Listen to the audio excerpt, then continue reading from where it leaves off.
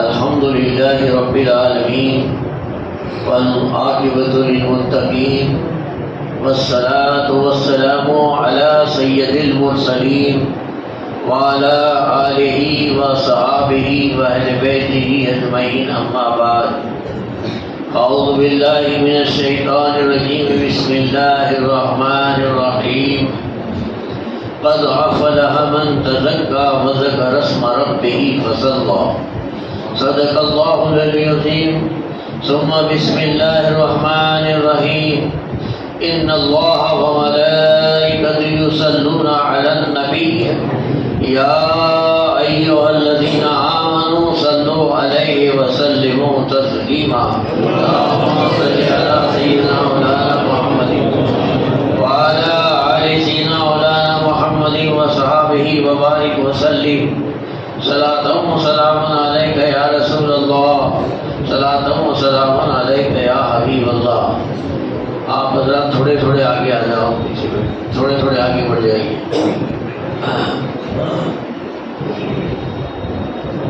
ایک بار بآواز بلند تحفہ درود ہماری تمہاری بلکہ سب کے آقا و مولا حضور رحمت عالم نور مجسم ساقی کوثر شافع بیسر احمدی مجتبی محمد مصطفیٰ صلی اللہ علیہ وسلم کی بارگاہ رسالت و اعلی رسالت میں بلند آواز سے درود پاک کا تحفہ پیش کیجیے۔ وعلی آل سیدنا مولانا محمد وصحابہ وبارک وسلم صلاۃ و سلام علیک یا رسول اللہ صلاۃ و سلام علیک یا حبیب اللہ۔ محترم حضرات، رمضان المبارک جیسے ہی ختم ہوتے ہیں سوال کا چاند نظر آتا ہے، ایک ماحول اکھا بدل جاتا ہے، چینج ہو جاتا ہے۔ آخری دن کو صدمہ ہوتا ہے، غم ہوتا ہے کس کا؟ رمضان کی ودا کا۔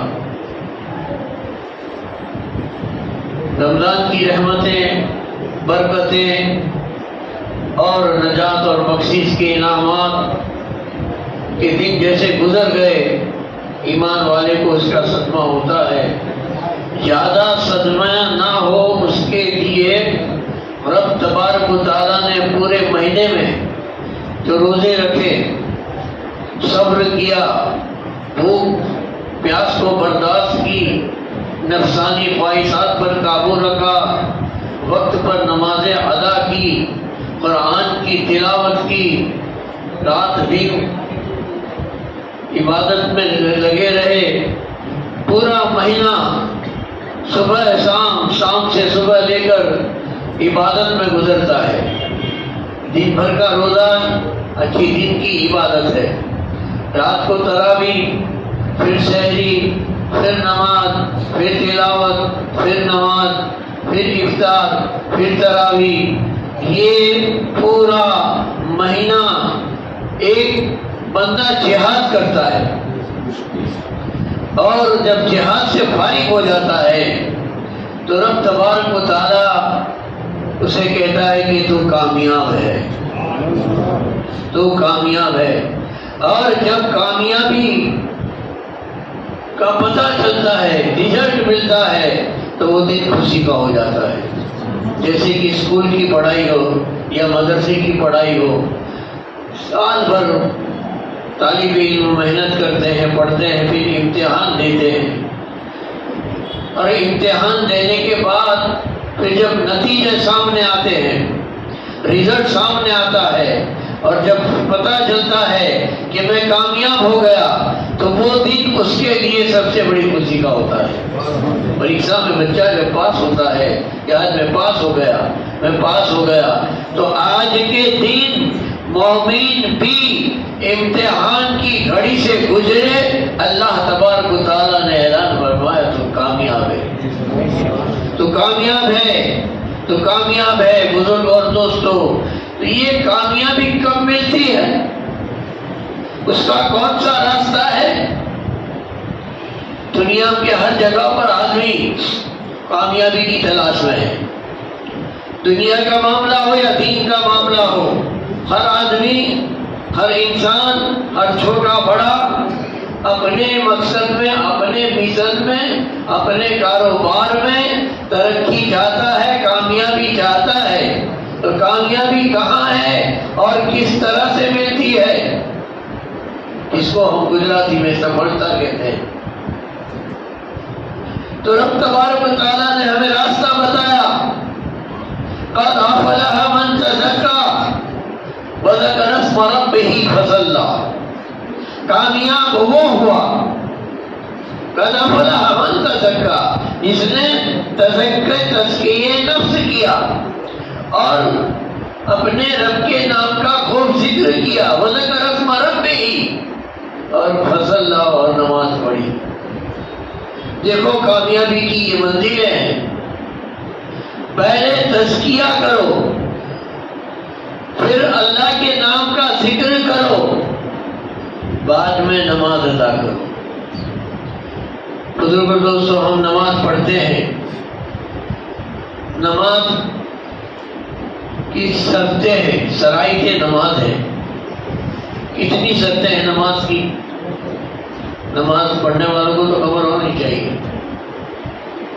6 شرطیں ہیں۔ 6 شرطیں ملے تب تم نماز پڑھ سکتے ہو، ورنہ نماز نہیں پڑھ سکتے۔ ایک بھی شرط چھوٹ جائے گی تو نماز نہیں ہوگی۔ پہلی شرط طہارت۔ کیا ہے؟ طہارت۔ استقبال قبلہ، وقت، نیت، تکبیر تحریمہ۔ میرے بزرگ اور دوستو، یہ شرائط نماز ہے۔ پہلی شرط طہارت ہے۔ طہارت یعنی پاکیزگی، تمہارے بدن کا، جسم کا پاک ہونا، کپڑوں کا پاک ہونا، تمہیں جس جگہ پر نماز پڑھنی ہے اس جگہ کا پاک ہونا، یہ طہارت پہلی شرط ہے نماز کی۔ اگر کپڑے ناپاک ہے تو نماز نہیں ہوگی، بدن ناپاک ہے تو نماز نہیں ہوگی، جہاں سجدہ کرنا ہے وہ جگہ ناپاک ہوگی تو نماز نہیں ہوگی۔ پہلی شرط یہ ہے میری بزرگ اور دوستو۔ تو شرائط نماز میں طہارت پہلی شرط ہے کہ تو یہ طہارت جو ہے پاکیزگی، وہ ظاہری پاکیزگی ہے کہ نماز ادا کرنے کے لیے طہارت کا ہونا ضروری ہے، ادا کرنے کے لیے، پڑھنے کے لیے۔ جب کپڑے پاک ہوں گے، جب جسم بدن پاک ہوگا، باڈی پاک ہوگی، جب جگہ پاک ہوگی تو ہم نماز پڑھنے کے لائق بنیں گے، نماز پڑھنے کے لائق بنیں گے۔ پھر قبلہ بھی ہونا چاہیے، وقت بھی ہونا چاہیے، نیت بھی کرنی چاہیے، تکبیر تحریمہ بھی پڑھنی چاہیے۔ یہ ساری شرطیں بعد میں ہیں، پہلی شرط تو ہے طہارت۔ تو کپڑے کو ہم دیکھ سکتے ہیں، جسم کو ہم دیکھ سکتے ہیں، جگہ کو ہم دیکھ سکتے ہیں، جو ظاہری پاکی ہے اسے طہارت کہتے ہیں۔ اب اللہ تعالیٰ فرماتا ہے کہ ادا کرنے کے لیے تو نے ظاہر کو پاک کر لیا، اب قبول کرنے کے لیے باطن کو بھی پاک کر، باطن کو بھی پاک کر۔ جیسے ہاتھ ہے نظر آتے ہیں، پیر ہے نظر آتے ہیں، چہرہ ہے نظر آتا ہے، یہ تینوں چیزوں کو دھوتے ہیں جب وضو بنتا ہے۔ ہاتھ دھوئے بغیر وضو بنے گا؟ چہرہ دھوئے بغیر وضو بنے گا؟ پیر دھوئے بغیر وضو بنے گا؟ تو یہ ہمیں نظر آتا ہے کہ تو اس سے وضو کر لے اور پاک ہونے کے بعد باوضو بن جا، باوضو ہو جا، تاکہ تیرا یہ چہرہ، تیرے یہ دونوں ہاتھ، تیرے یہ دونوں پاؤں کل میدان محشر کے اندر تیری پہچان بنیں گے، تیری پہچان بنیں گے۔ اور ہر آدمی دعویٰ کرے گا کہ میں امت محمدی ہوں، میں امت محمدی ہوں، میں امت محمدی ہوں۔ اللہ کے رسول اپنی امت کو کیسے پہچانیں گے؟ اللہ کے رسول اپنی امت کی پہچان کیا ہوگی؟ تو امت محمدیہ کی پہچان اعضائے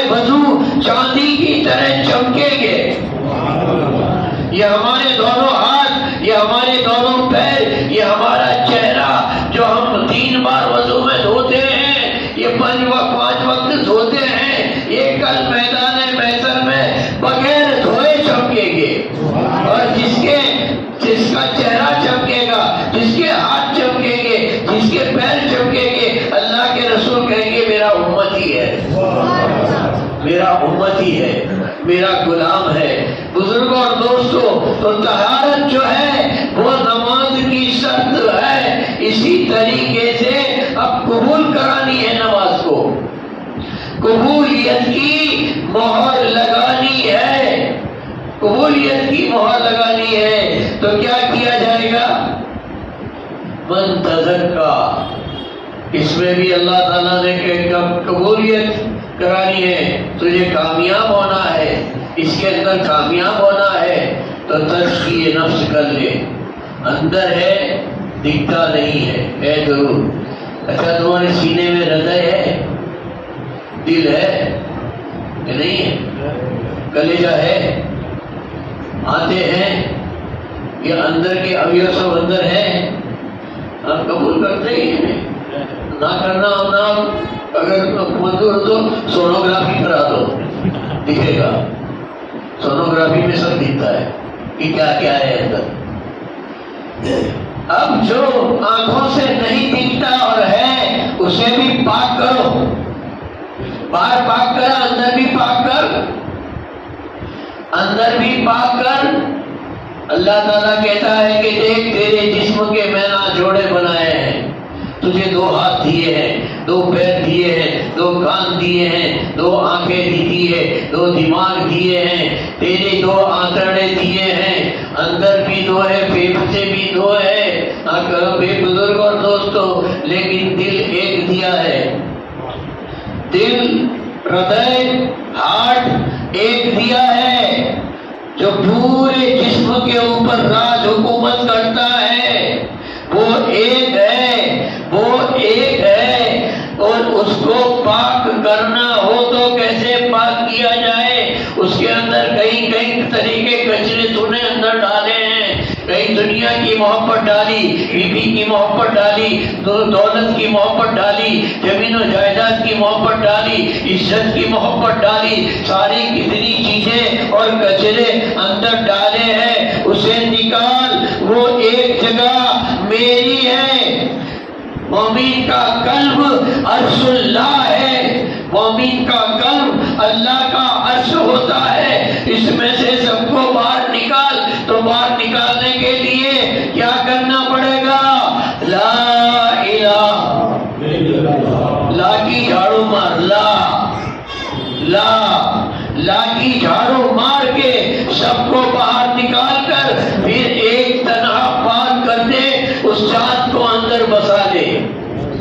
ایک ہے اللہ، اس کے رہنے کی جگہ ایک ہے، مجھے 2 دل کی ضرورت نہیں، میں ایک ہوں، ایک ہی دل کافی ہے۔ اور اللہ تعالیٰ دل پر اس لیے بنتا ہے کہ دل کا پورے جسم پر قابو ہوتا ہے۔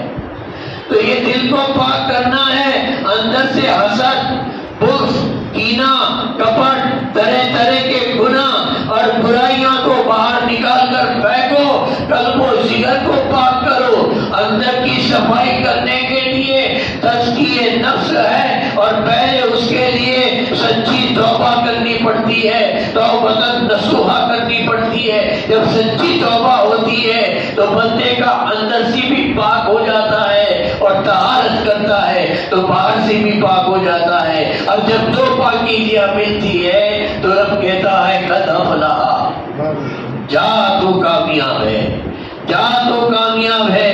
میرے بزرگوں اور دوستوں، آج ہم باہر کی پاکی کی فکر کرتے ہیں، اندر کی پاکی کی فکر نہیں کرتے۔ نہ جانے نماز کے اندر کیسے کیسے خیالات آتے ہیں، کیوں آتے ہیں؟ نماز میں بھی کہتے دنیا نہیں چھوڑتی، کیوں نہیں چھوڑتی؟ کہ قلب کو تو نے پاک نہیں کیا۔ قلب کو اگر پاک کیا ہوتا تو تیری نماز کے اندر دکان نہ آتی، مکان نہ آتا، فیکٹری نہ آتی، نوکری نہ آتی، بیوی بچے نہ آتے، کاروبار نہ آتا۔ تو ایک لا کی جھاڑو مار کے سب کو باہر نکال کے پھینک دے، الا اللہ، سوائے اللہ کے کوئی نہیں، کوئی نہیں، الا اللہ، الا اللہ، سوائے اللہ کے، سوائے اللہ کے کوئی نہیں۔ جب یہ بس جائے گا تو تیرا قلب و جگر چمکے گا، نور علی نور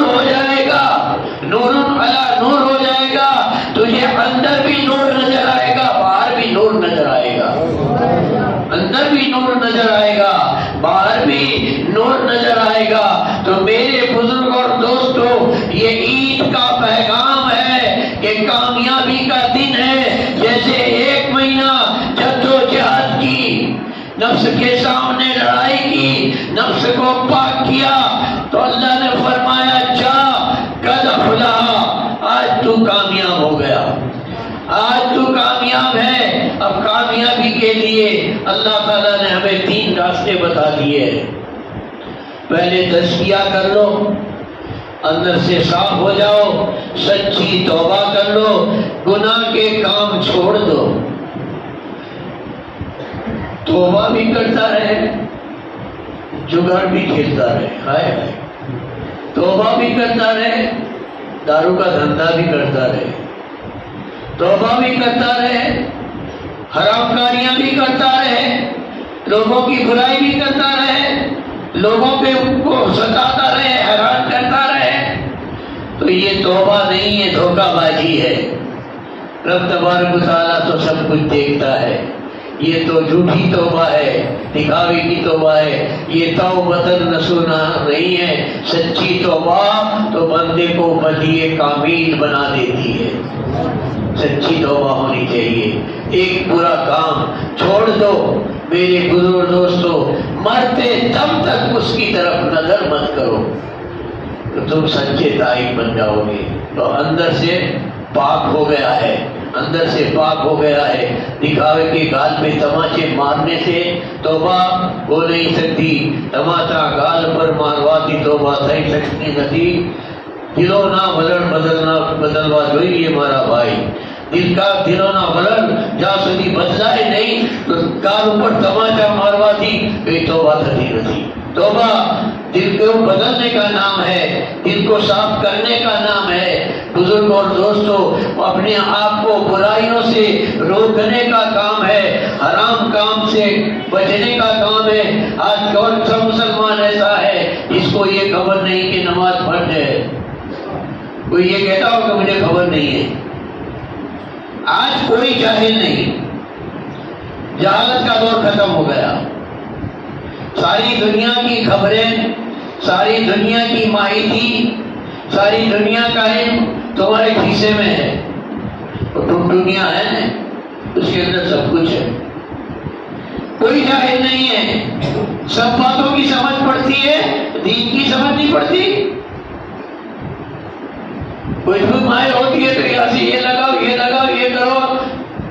دنیا کے کسی بھی جھیڑے پہ بیٹھا ہو اس کی خبر لے لیتے ہو، اور کبھی یہ بھی پوچھا ہے کہ نماز میں فرض کیا ہے؟ ذرا تیرے موبائل میں پوچھ لیں اندر، وضو کے فرض کتنے ہیں، وضو کی نیت کیا ہے، وضو کے بعد کی دعا کیا ہے؟ یہ بھی سوئی سمندر ہے۔ ڈھونڈنے والا چاہیے، ڈھونڈنے والا چاہیے، لیکن اس کی فکر نہیں ہے۔ ہم جان بوجھ کر انجانے رہتے ہیں۔ دیکھو، جان بوجھ کر جاہل رہنا بھی گناہ ہے۔ کئی لوگ تقریر میں نہیں آتے، بعض کے جلسے ہوتے ہیں، بڑے بڑے علماء آتے ہیں، کئی سے لوگ گاڑیاں بھر بھر کے گاؤں گاؤں سے سننے کے لیے جاتے ہیں۔ یہاں کسی کو کہتے ہیں تو کہ ابے اپنے عمل نصیب کرو انہیں، تو یہ تو سب سے بڑا گناہ ہے۔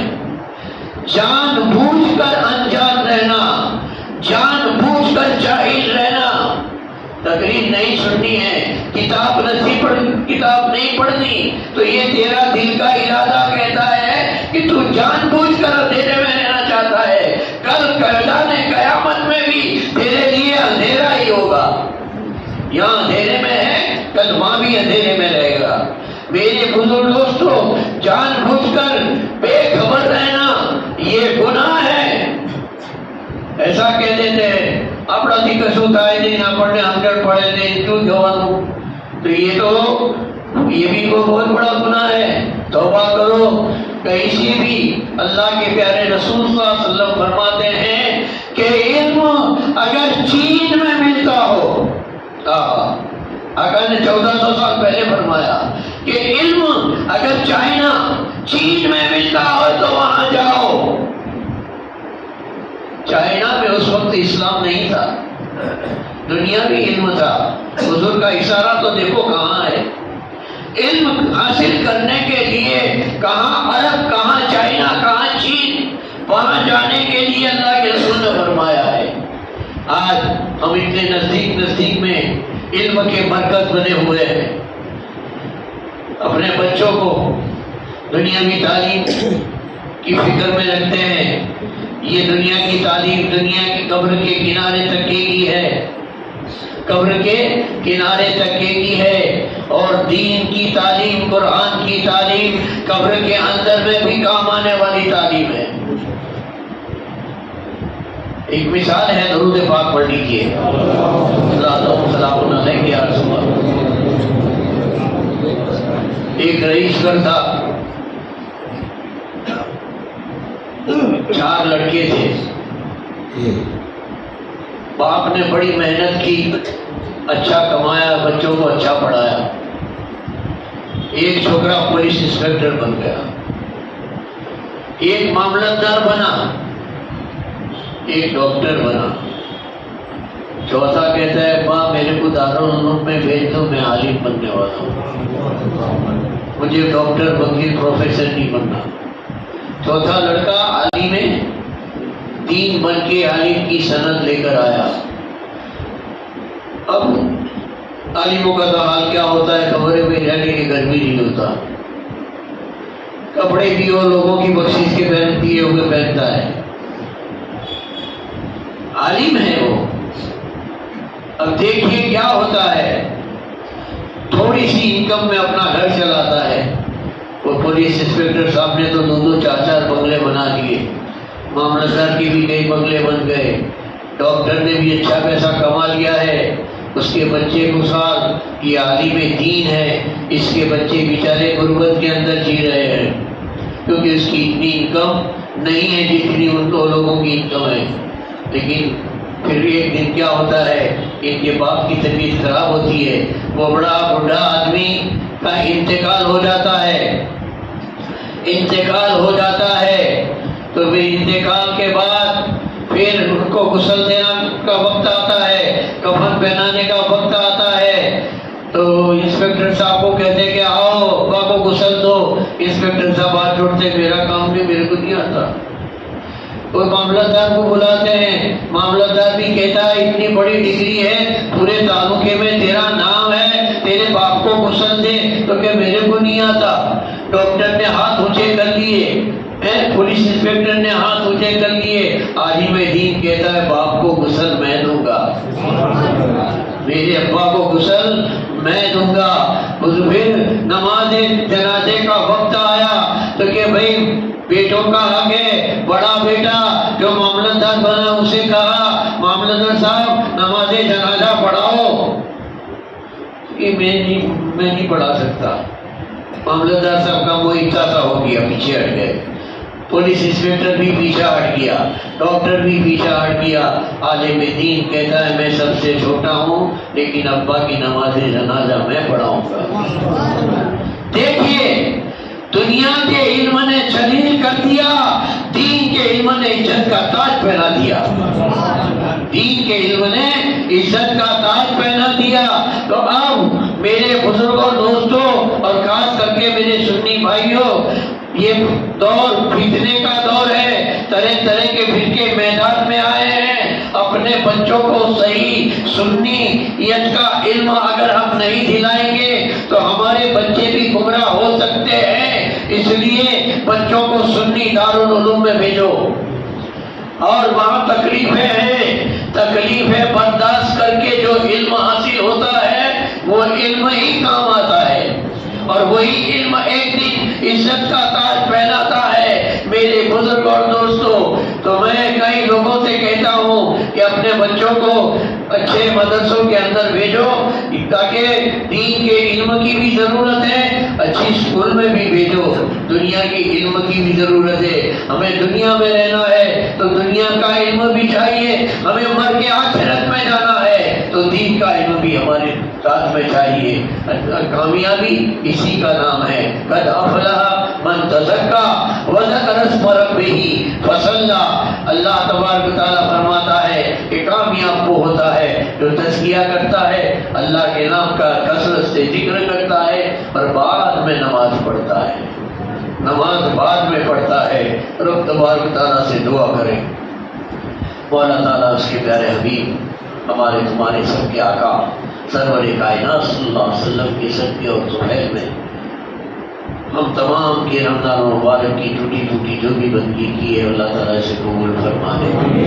اللہ تعالیٰ ہماری نمازوں کو، روزے کو، حج کو، تراویح کو، تلاوت کو، ذکر کو، خیرات کو، صدقات کو، زکات کو قبول فرما دے. ادا نہیں کیوں نے ادا کرنے کی توفیق عطا فرمائے. ہمیں سچے پکے اچھے سچے مسلمان بنائے. ہمیں جو بیمار ہیں انہیں شفائے کلی عطا فرمائے. ہمیں جو بے روزگار ہیں انہیں برکت والی روزیاں عطا فرمائے. ہمیں جو بے کاروبار ہیں انہیں کاروبار عطا فرمائے. ہمیں جو بے اولاد ہیں انہیں اولاد نصیب عطا فرمائے. جن کی اولادوں کے رشتے نہیں ہوتے مولا تعالیٰ ان کی اولادوں کو اچھے رشتے عطا فرمائے. ہمیں ہر برائی سے، ہر برائی سے، ہر بے حیائی سے، ہر ناجائز کاموں سے بچا لے مولا. کرم فرما دے مولا، فضل فرما دے مولا. اپنے فضل و کرم سے ہمارے تمام کے گناہوں کو معاف فرما دے مولا. ہمارے تمام مرحوموں کی مغفرت فرما دے مولا. پروردگار عالم ہم تمام کی نیک اور جائز مرادوں کو پوری فرما دے مولا. ان اللہ یصلون علی النبی یا ایھا الذین آمنوا صلوا علیہ وسلموا تسلیما. سبحان ربک رب العزة عما یصفون وسلام علی المرسلین والحمد للہ.